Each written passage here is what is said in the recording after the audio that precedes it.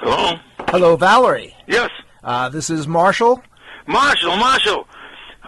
My name is Valery, not Valery. Okay, Valery. Yeah. I'm sorry. No, it's totally right. You know why? Because Valery is a female version of my name. My name is spelled with Y at the end instead of I-E for female, spelled with Y, and it's pronounced Valery. When I came to America, at first I didn't even know it. So all good friends of mine, they all still call me Valery, and I tell them, listen, it's a female name, you know me well enough to call me my men's name, you know. How would you like me to address you during this program?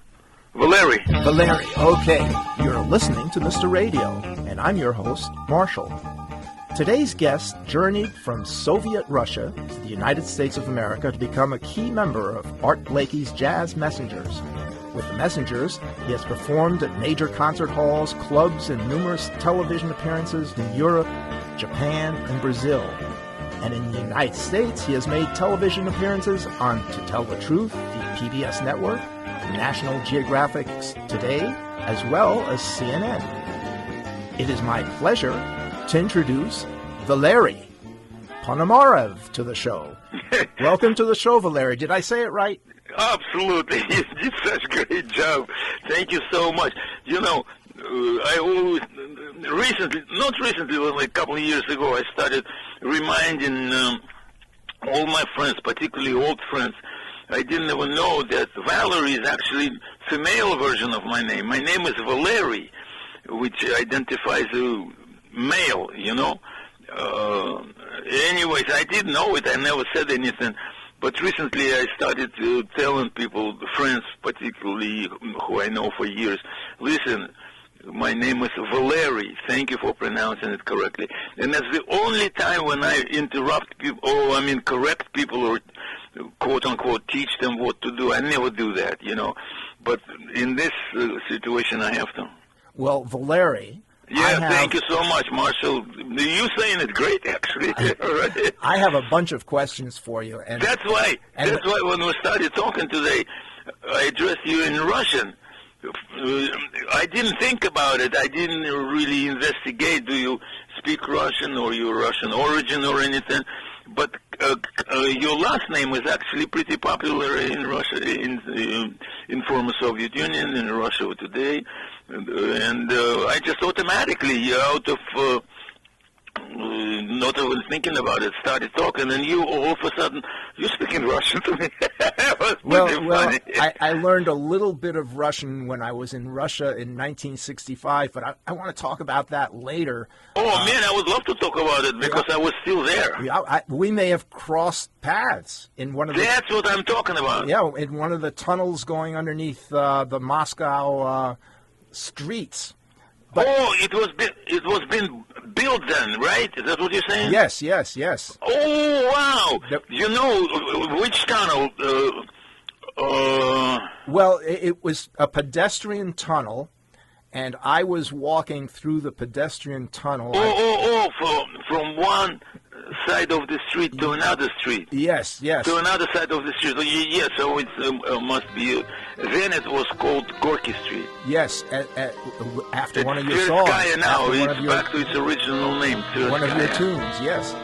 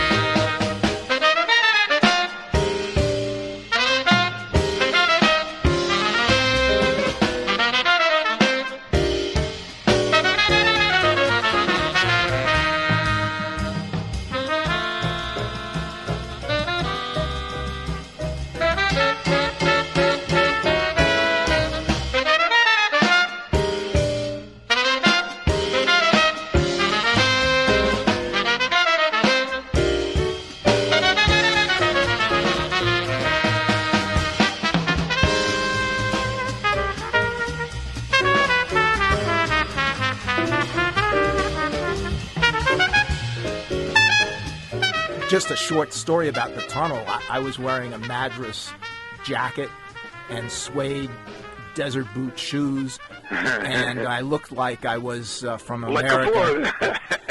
And somebody came through the tunnel, a young guy comes through the tunnel, and he goes, American, I can speak English. You. Oh, God, Jesus. Anyway. No, he probably didn't even know what it exactly means. That's the only phrase he learned, No, Russian people are very polite, and I have to apologize for him. He probably didn't know what it meant, and he just meant to show off, that he knows the phrase in English. Yeah. And he says, I speak English. It happens very often. People command, just a few words, and they say they speak English. Well, English much more than that, Another thing people would say to me is "Sprechen Sie Nazi," which I thought was... What, say it again? "Sprechen Sie Nazi." Oh, Nazi? He wouldn't say it to you. Other people would say that to me. They would say... Not Americans. No. In Russia. In Moscow. In Moscow? Yeah. They didn't know what they're talking about. Mm-hmm. Nazis, first of all, it's addressed to people of German descent, not American. Mm-hmm. Americans and Russians were on the same side, was allies, fighting against that junk. You know what I'm saying? Yeah. And even German people themselves, right now, couldn't be called fascist. It's not proper, actually. So that's a few details about that. But I have to apologize for those people who said that. They didn't mean it, I guarantee you that. Because Nazi, that's... I don't want to even spoil my tongue using that word, But that has nothing to do with Americans, I want to talk about music. Yeah, let's talk about... So now listen. I'm free to talk about anything, but this subject is actually very touchy to Russian descent, Yeah. Well, I want to talk about music. And I was watching some of your live concerts, and I noticed that sometimes you would get somebody from the audience and ask them a jazz question, and if they got the answer correct, you gave them a prize. All right, anyways, right now I would like to play for you a tune which actually, when it came out, Victor, you're on it. I am? Yes, we recorded it. It was all over the place, everywhere. All radio stations in the United States, in Europe, in Japan were playing it, and they were playing it and playing it and playing it. You know how much I got paid? Okay. If you guess, I'll give you so many. 13. Huh? $13. Anybody else? No more suggestions? Huh? Zero is the right answer. So I wanted to start the show by asking you a jazz question. Okay. But I don't have a prize. Now we can talk about the prize business a little bit. But anyways, go ahead. Yeah. So here's the problem.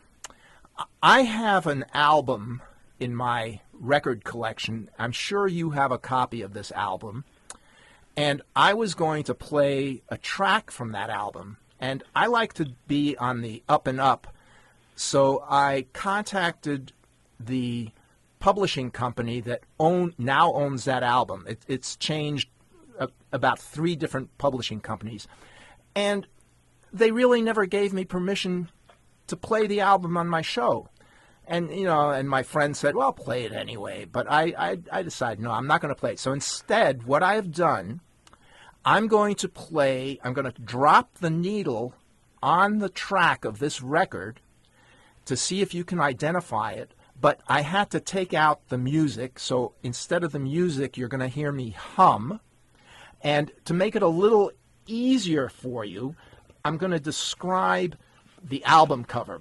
But don't answer the question until you hear the end of my hum. Now, the album cover features a drummer, and he's wearing a tan leather jacket over a light green sweater.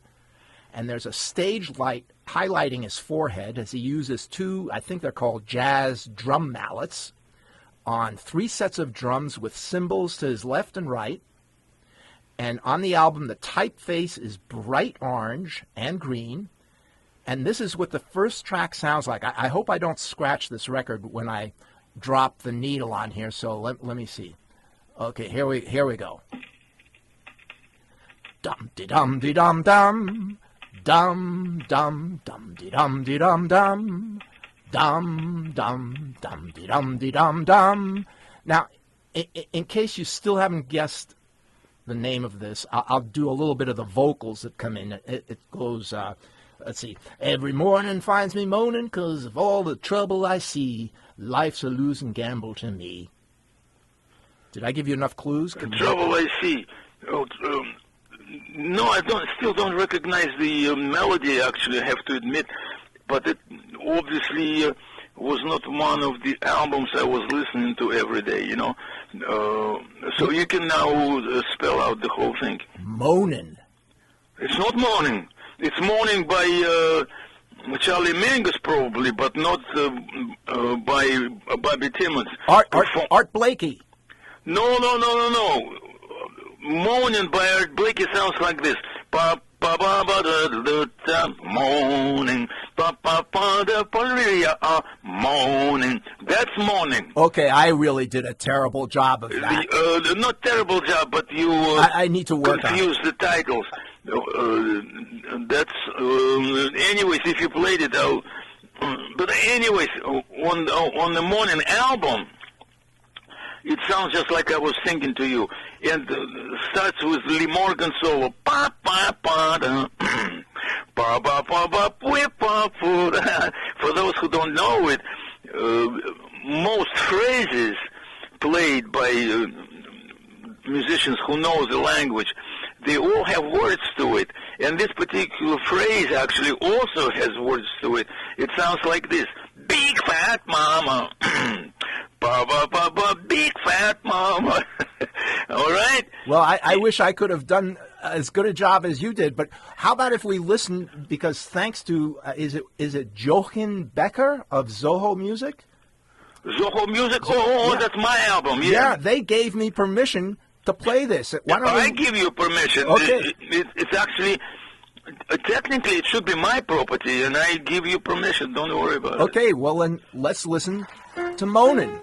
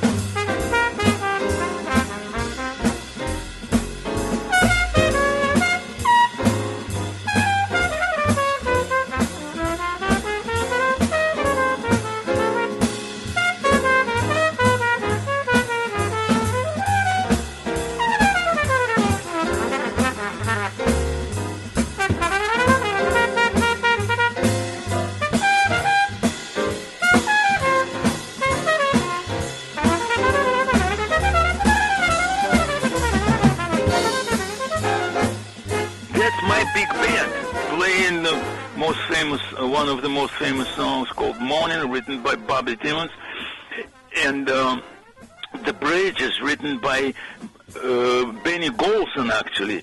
At least Benny Golson was always on that album, on that most famous album called Morning, title song, right? all of the tunes were written by Benny Golson, such an incredible repertoire, except Morning. Morning was written by Bobby Timmons. And the story of the tune is that he used to play it in church, just a call for parishioners. And then he used to call or use it, just that phrase, to call people between, after the end of the break, back on the bandstand. Art Blakey would tell Bobby Timmons, okay, go do your trick. And he goes on the stage and plays pam, and everybody, there was no need to walk around the club and look for everybody. No, just play that phrase.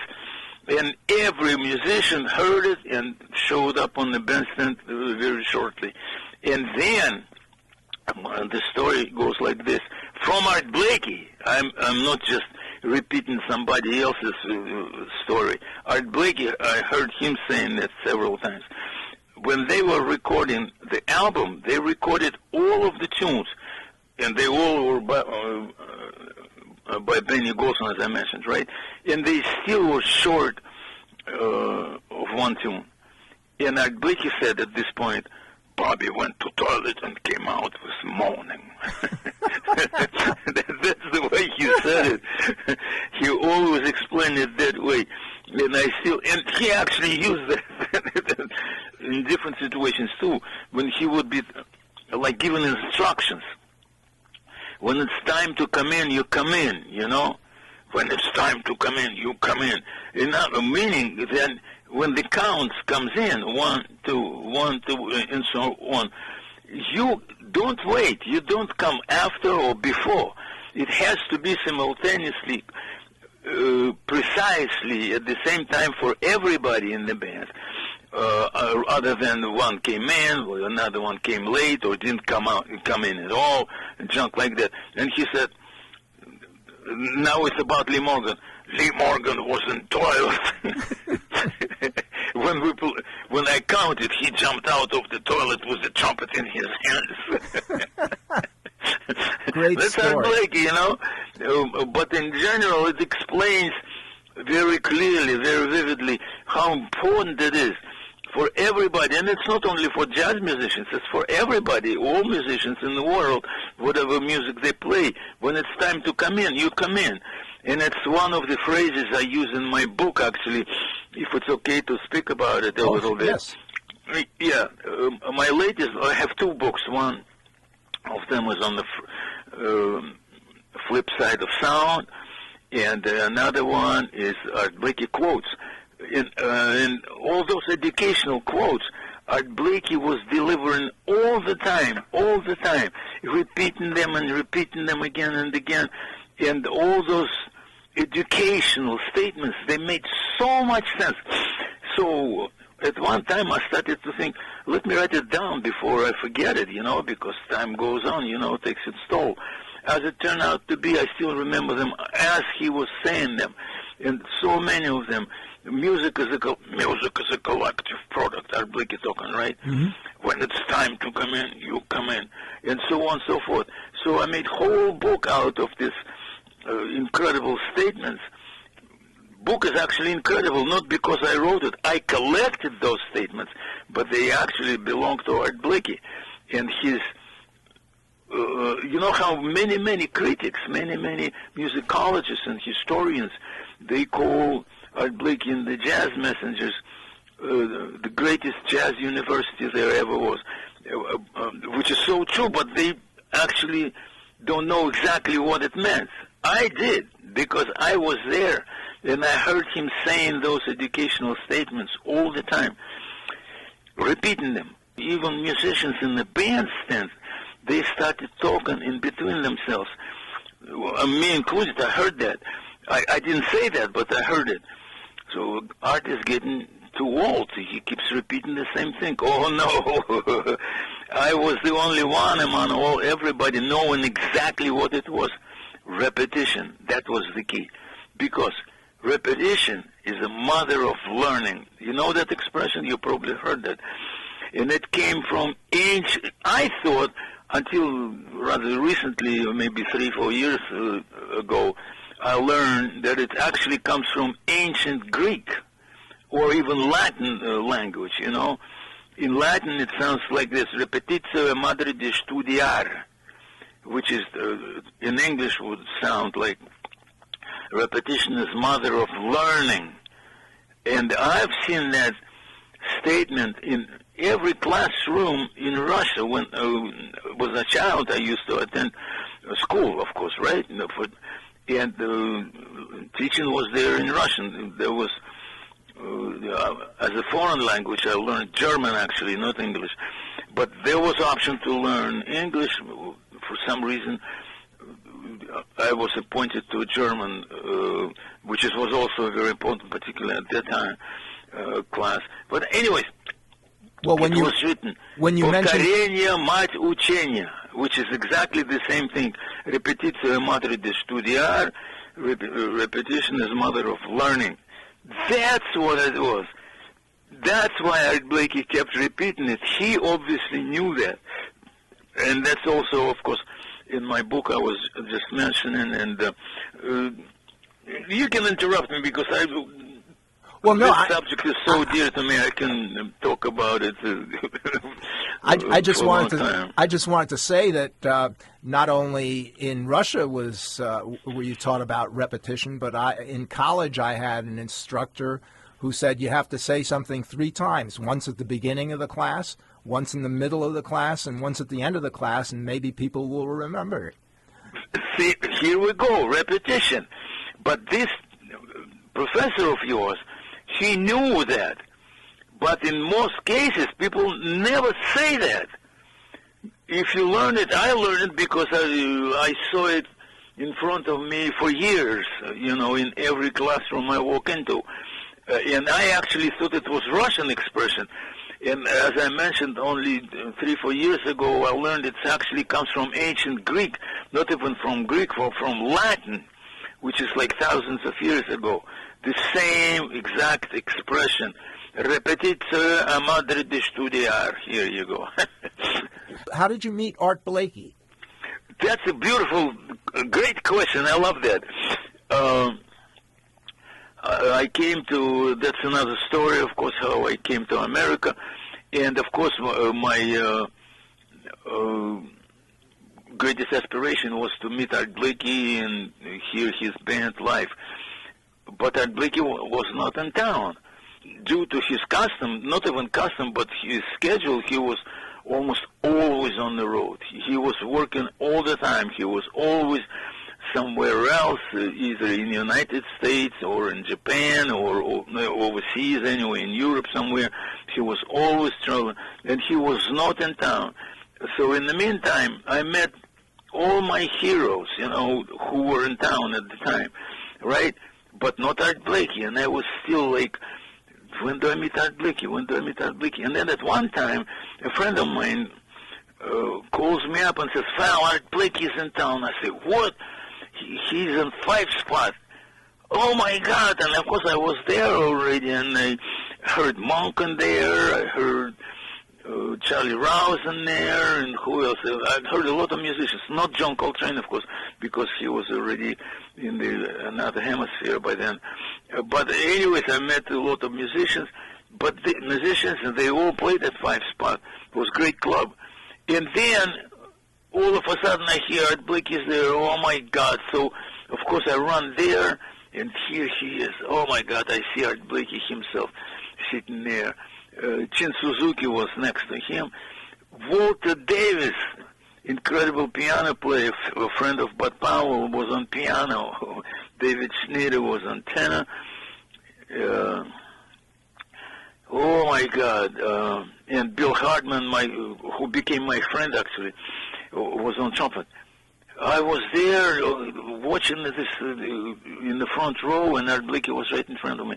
So at the end of the set, Art Blakey came down, and immediately fans surrounded him, and it was a very thick crowd of fans asking him and all that. And I was there, of course, looking at him. He was right in front of me. He was a little bit taller than me, but not much, but very stout, very strong person, looking like he trained, went to gym or something, but turned to be that playing drums the way he did all the exercises that he ever needed. He was a very strong person, physically too, not only emotionally. So when I'm standing there, look at him, oh my God, all of a sudden, it was Mitch Froman, I still remember him, was a tenor player around town, Mitch Froman. All of a sudden he says, hey Art, look at this guy, and he pointed at me. This true, actually before I said that, I was already sitting in a lot in town, sitting in, playing, and the rumor was around town, around the town of New York, of course, city of New York I'm talking about, already set up the rumor that there is a Russian guy who plays like Clifford Brown. Quite a compliment. What a compliment, but, Art Blakey used to say, actually it's also in the book, and it explains what it actually means.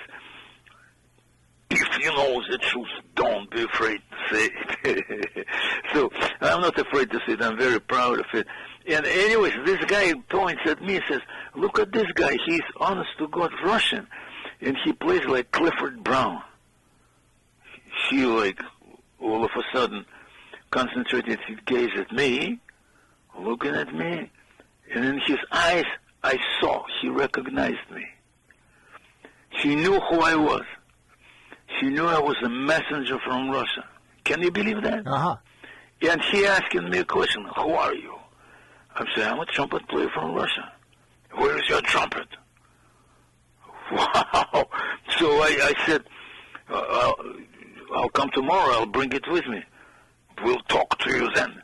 He said that and turned around and left. Uh-huh. Next day, I was there in front of him again, and the horn was under the chair I was sitting on, and sitting at him and looking at him, and letting him know that I'm here, and he said I could play with him. Where's my trumpet? Here's my trumpet. And he's right in front of me, and he pretends he doesn't even see me. He's right in front of me. And I'm looking at him every way I can, politely show him I'm here, he's my trumpet. I even pulled it from under the chair. All right, he doesn't say anything. Here comes the end of the show, of that set anyways. And all of a sudden,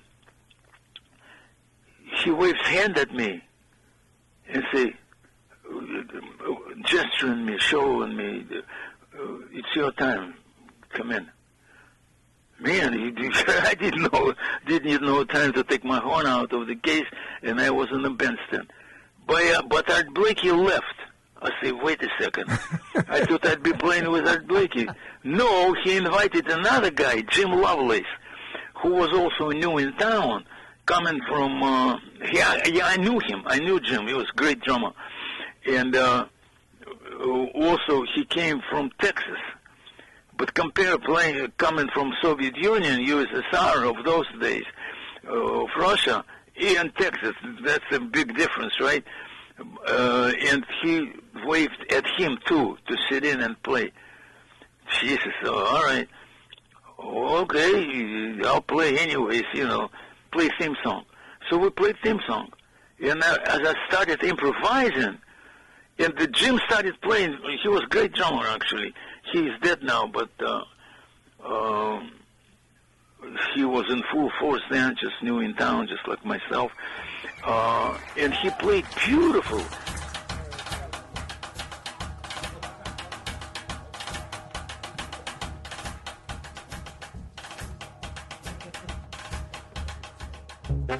And all of a sudden, I hear the breakup in the time, in the rhythm.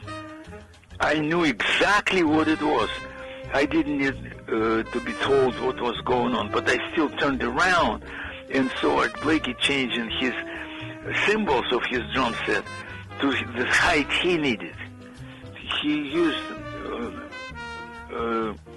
luft, we call it, distance between hi-hat cymbals much higher than Jim. So it'll be his Art Blakey sound. out of those symbols. And that's why the time kind of broke up for a second, and then it picked up again. So I didn't need any instructions anyway. I just turned around and started blowing.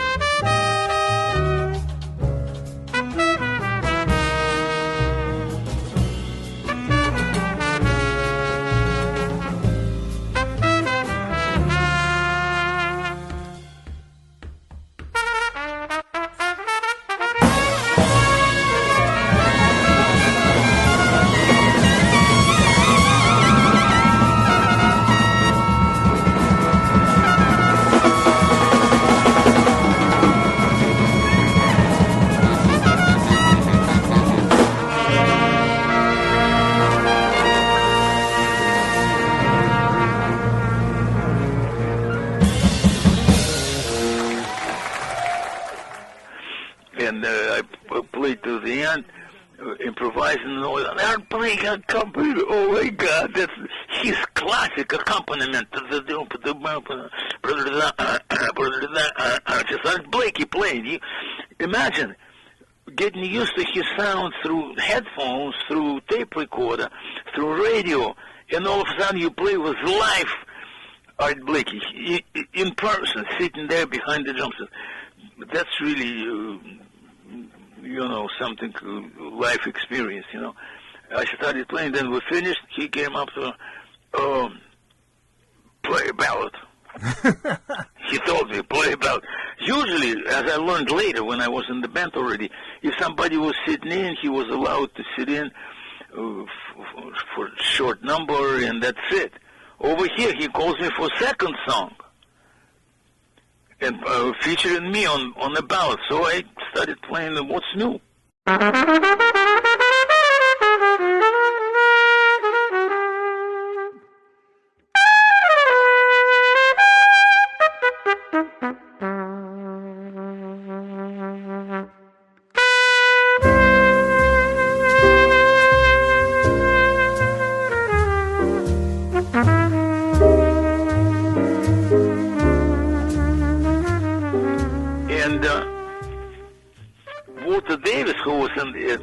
At the piano, I didn't need to ask him if he knew what's new or not, He just started accompanying. Then he said he started playing without intro. In other words, I didn't play any cadenza in front of it. I just started right on the melody, And they expected me to introduce the song by playing intro of my own or something. I didn't do that.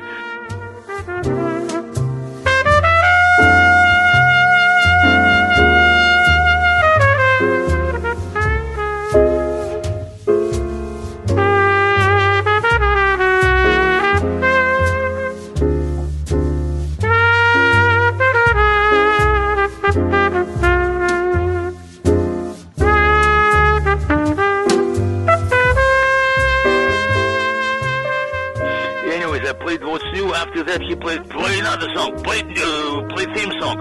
So we played theme song again, And when I got off the bandstand, oh my God, I just got off the bandstand. I don't even remember packing my horn actually in the case. All of a sudden, strong hands hugged me, grabbed me like that, and it was Art Blakey. And I still hear his voice into my ear. You'll be playing with my band. You'll be playing with my band. That was him hugging me as his son or somebody like in the family, telling me I'd be playing in his band. And a short while later, this is actually another story, short while later I joined Art Blakey in the Jazz Messages. But that's what he said, and he kept his word. You've been listening to Mr. Radio, and I'm your host, Marshall. This program was written and produced by Marshall. Our theme music was played by Ululation, featuring Valery Ponomarev on trumpet.